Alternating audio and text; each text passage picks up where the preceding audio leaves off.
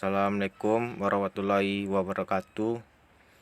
Perkenalkan, nama saya Abid Asidiki Nugraha, nomor BP 191108/2014. Kali ini saya akan mempresentasikan materi yaitu sistem operasi. Definisi sistem operasi. Pengertian OS secara umum adalah suatu perangkat yang mengelola seluruh sumber daya yang terdapat pada sistem komputer dan menyediakan sekumpulan layanan pengguna sehingga memberikan kemudahan dan kenyamanan pengguna serta pemanfaatan sumber daya sistem komputer. Oleh karena itu, OS juga sering disebut sebagai sumber pembagi. Fungsi penting OS adalah sebagai program pengendali yang bertujuan untuk menghindari kegeliran dan penggunaan komputer yang tidak perlu.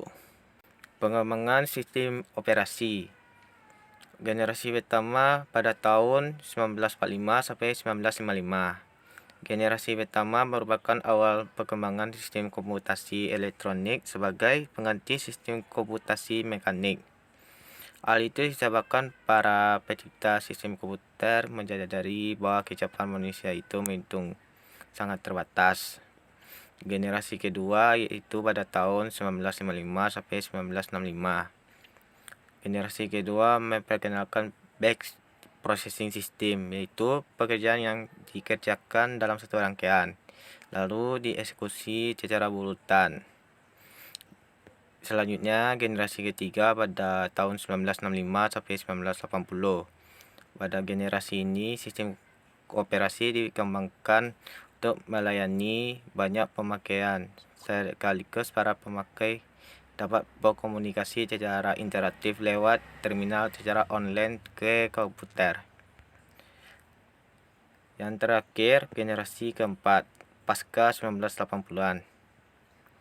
Pada masa ini, para pengguna telah memberikan kenyamanan dengan graphical user interface atau GUI, yaitu untuk membuka komputer berbasis grafis yang sangat nyaman.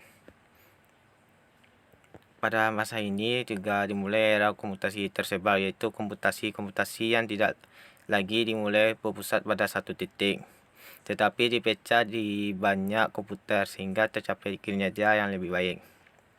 Jenis-jenis sistem operasi. Yang pertama, DOS. DOS atau Disk Operating System merupakan awal sistem operasi yang dipakai oleh IBM PC. Disebut PC DOS. Dan PC yang kompatibel dengan IBM PC disebut dengan MS-DOS.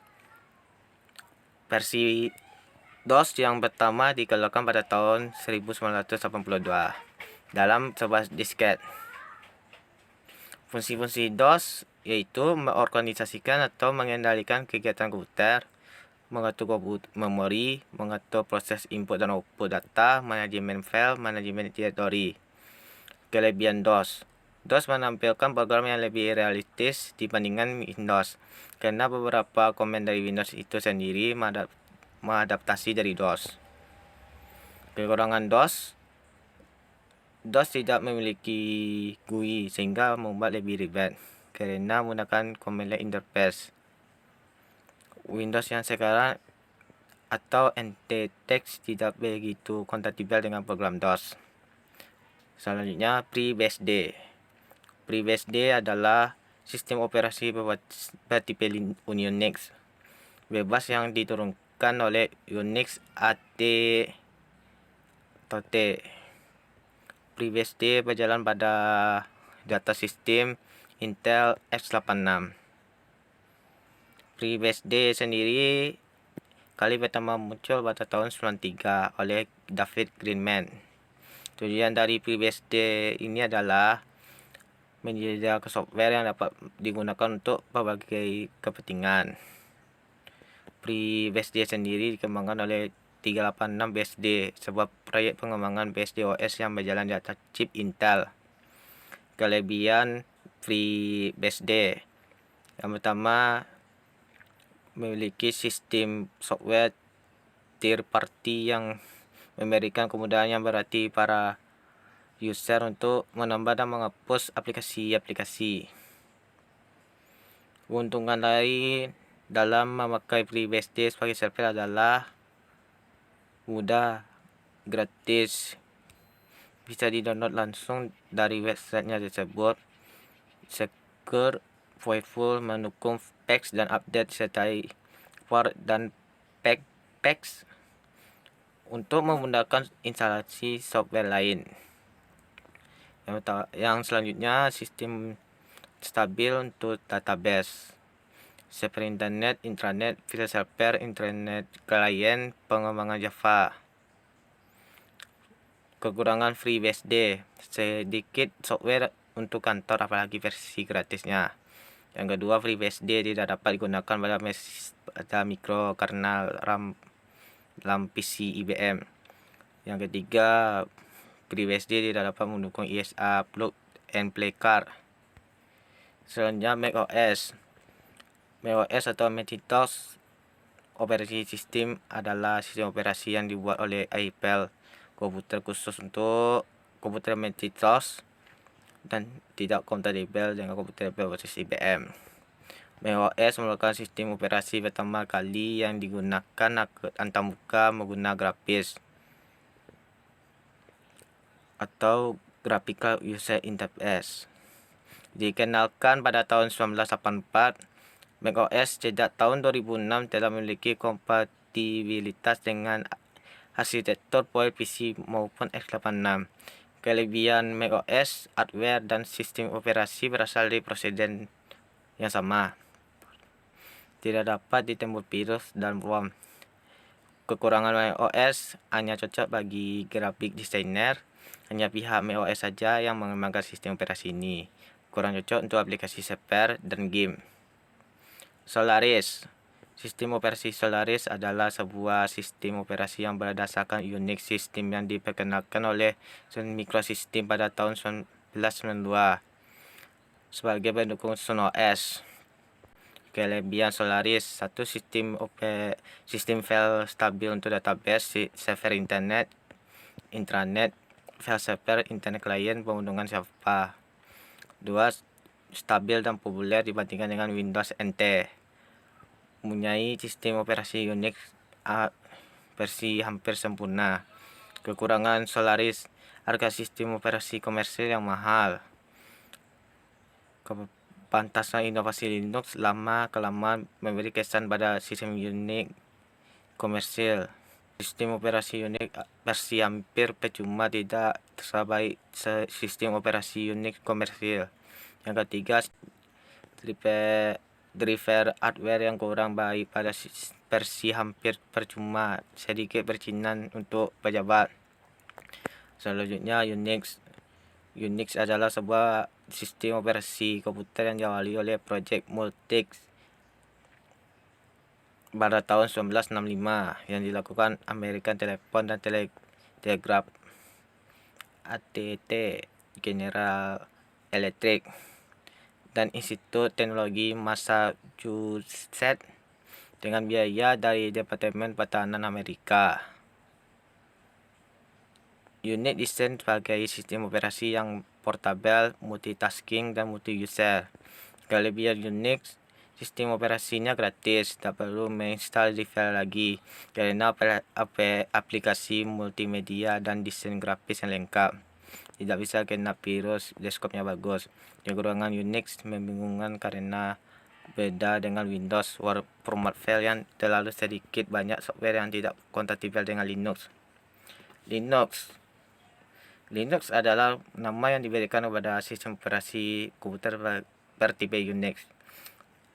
Linux merupakan salah satu contoh hasil pengembangan perangkat lunak bebas dan sumber terbuka utama open source, seperti perangkat lunak bebas dan sumber terbuka lain umumnya.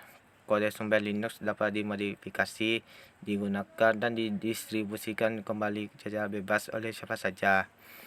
Nama Linux berasal dari nama pembuatan yang dikenalkan pada tahun 1991 oleh Linus Torvalds. Sistemnya peralatan sistem dan pustakanya umum berasal dari sistem operasi GNU yang diumumkan pada tahun 1983 oleh Richard Stallman. Kontribusi GNU adalah dasar dari munculnya nama alternatif GNU atau Linux. Kelebihan Linux merupakan sistem operasi bebas dan terbuka. Yang kedua, Linux dapat digunakan. Ketiga, hampir semua aplikasi yang terdapat di Windows telah dapat alternatifnya di Linux. Kekurangan Linux, banyak pengguna yang belum terbiasa dengan Linux dan masih Mindet. Yang kedua, dukungan perangkat keras dari vendor tertentu yang tidak terlalu baik pada Linux. Yang ketiga, proses instalasi software atau aplikasi yang tidak semudah dari Windows. Selanjutnya, Windows. Microsoft Windows atau biasa kita sapa dengan sebutan Windows adalah sistem operasi yang dikembangkan oleh Microsoft Corporation yang menggunakan antarmuka dengan bisikan GUI atau tampilan antarmuka grafis. Sistem operasi Windows adalah evolusi di MS-DOS, sebuah sistem operasi yang berbasis modul teks dan command line. Windows versi utama Windows Graphic Environment 1.0 pertama kali dikenalkan pada 10 November 1983, tapi baru keluar pasar pada bulan November 1985. Kelebihan Windowsnya, user friendly dibandingkan dengan sistem operasi yang lain. Instalasi software mudah, banyak software berbasis Windows, dukungan driver yang banyak. Kedua, mudah buat software untuk dijalankan Microsoft Windows. Kekurangan Windows, harga lisensinya mahal, komunitasnya sedikit. Operasi dasar pada sistem operasi komputer. Yang pertama, bagian-bagian sistem operasi. Mekanisme boot, yaitu meletakkan kernel dalam memori kernel. Command interpreter atau shell, tugas untuk membaca input berupa perintah dan menyediakan beberapa fungsi standar dan fungsi dasar yang dapat dipanggil oleh aplikasi atau program maupun peranti lunak lain. Fungsi sistem operasi yang pertama, manajemen proses.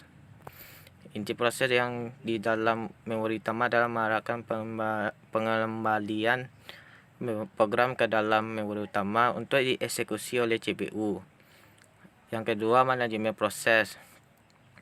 Fungsi OS yang lain adalah mengelola memori yang terdiri dari partisi per program dan virtual memory. Selanjutnya, formatik. OS digunakan untuk format disket yang belum siap dipakai sehingga siap untuk dipakai pada user. Keamanan data. OS mengelola akses kontrol data file. Sistem operasi dengan BIOS. Pada kegiatan sebelumnya kita sudah mengetahui bahwa fungsi OS adalah penghubung antara user dan hardware komputer. Samping itu terdapat komponen penghubung dan penyimpan yang berada dalam komputer yang dibuat oleh pabrik komputer. Komponen itu disebut BIOS, Basic Input Output System. Fungsi BIOS digunakan sebagai perintah internal seperti dir, copu, del, dan rename. Tujuan sistem operasi. Yang pertama, sistem operasi membuat komputer lebih mudah dan menarik serta nyaman dan digunakan. Yang dua, sistem operasi memungkinkan sumber daya komputer digunakan secara efisien. Sekian dari saya. Jika ada kata-kata yang salah atau kurang jelas saat menjelaskan materi tadi, mohon maaf. Jangan lupa like, komen, dan share.